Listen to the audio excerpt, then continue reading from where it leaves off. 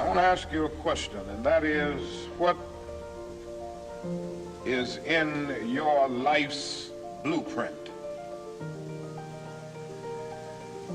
This is the most important and crucial period of your lives, for what you do now and what you decide now at this age may well determine which way your life shall go.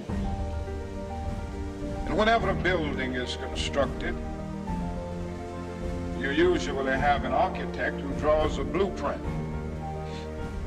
And that blueprint serves as the pattern, as the guide, as the model for those who are to build the building. And a building is not well erected without a good, sound, and solid blueprint.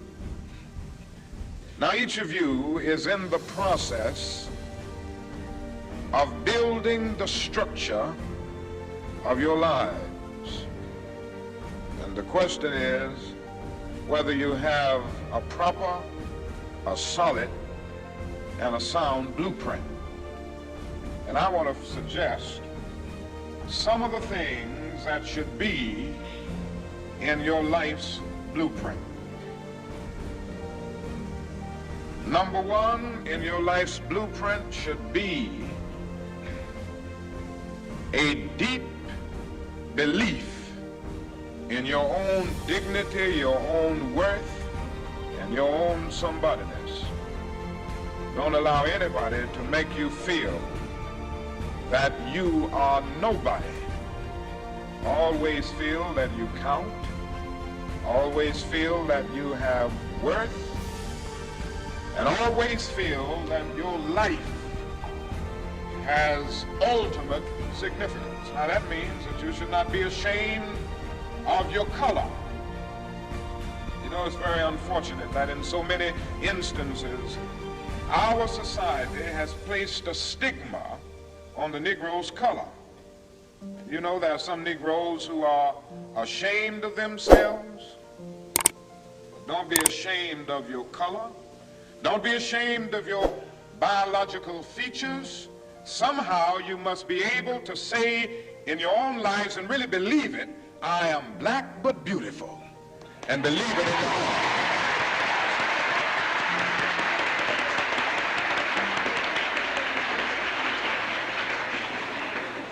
And therefore you need not be lured into purchasing cosmetics advertised to make you lighter. Neither do you need to process your hair to make it appear straight. I have good hair, and it is as good as anybody else's hair in the world, and we've got to believe that.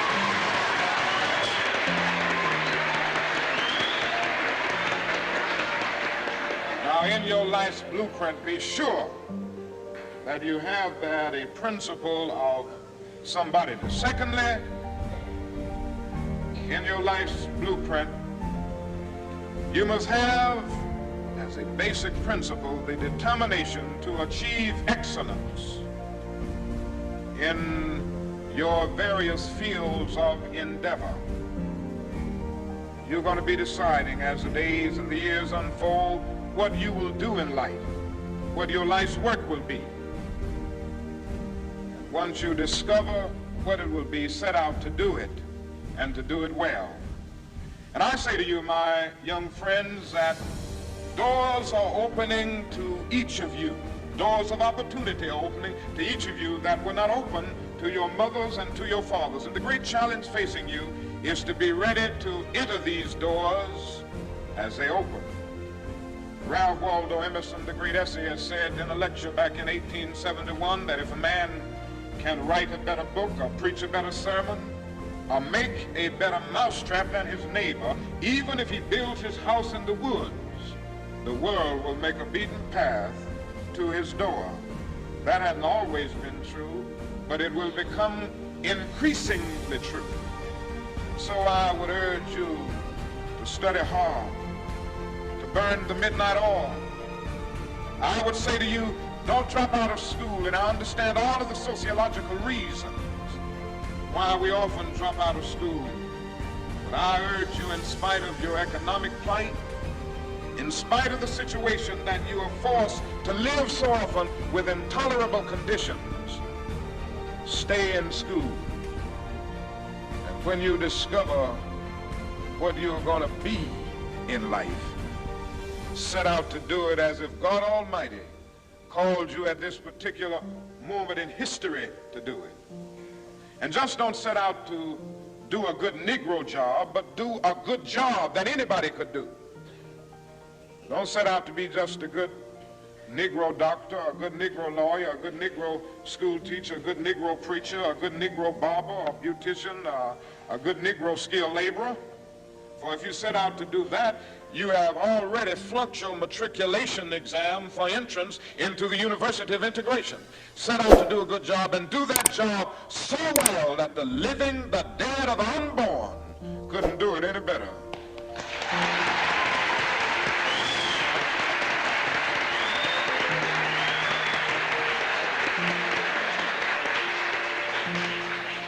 If it falls your lot to be a street sweeper, sweep streets like Michelangelo painted pictures. Sweep streets like Beethoven composed music. Sweep streets like Leontine Price sings before the Metropolitan Opera. Sweep streets like Shakespeare wrote poetry. Sweep streets so well that all the host of heaven and earth will have to pause and say, here lived a great street sweeper who swept his job well.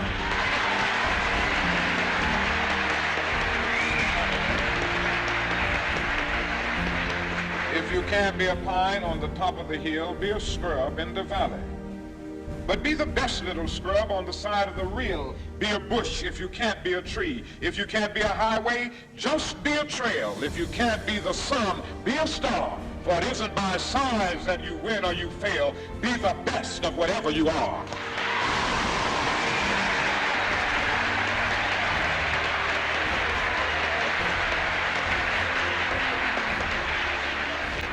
Finally, in your life's blueprint must be a commitment to the eternal principles of beauty, love, and justice. Don't allow anybody to pull you so low as to make you hate them. Don't allow anybody to cause you to lose your self-respect to the point that you do not struggle for justice. However young you are, you have a responsibility to seek to make your nation a better nation in which to live. You have a responsibility to seek to make life better for everybody. And so you must be involved in the struggle for freedom and justice